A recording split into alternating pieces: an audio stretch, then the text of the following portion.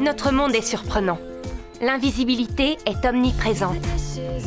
Les gens ont tendance à s'intéresser uniquement à ce qu'ils peuvent voir, comme la matière, les êtres vivants. Mais il existe un tas de choses qu'on ne peut pas voir, comme les ondes sonores ou les gaz. Et certaines choses nous échappent parce qu'elles ne sautent pas aux yeux. Comme je disais, l'invisibilité est tout autour de nous, même dans les endroits qui nous sont les plus familiers. Ces opposés existent, ils cohabitent. Ce qu'on voit,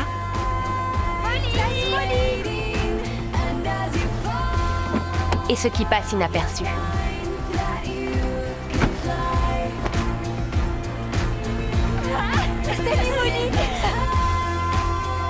Et le même schéma se reproduit, encore et encore.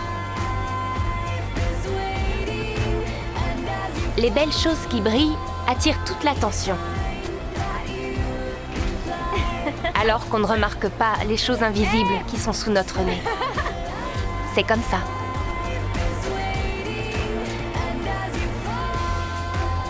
Ça ne peut pas être autrement. On ne peut rien y faire. Même si on aimerait que ça change. Enfin, ça, c'est ce que je croyais.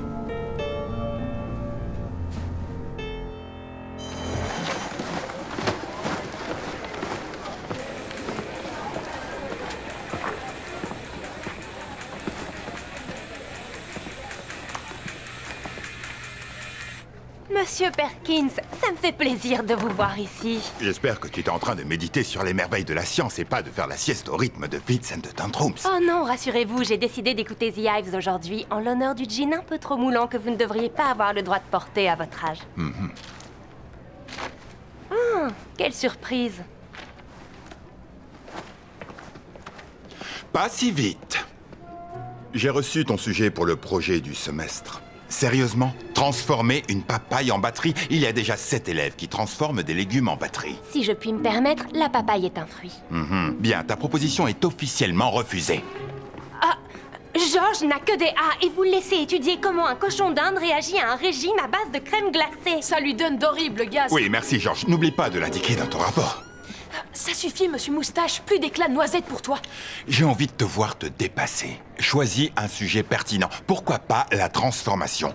Tu vois ça?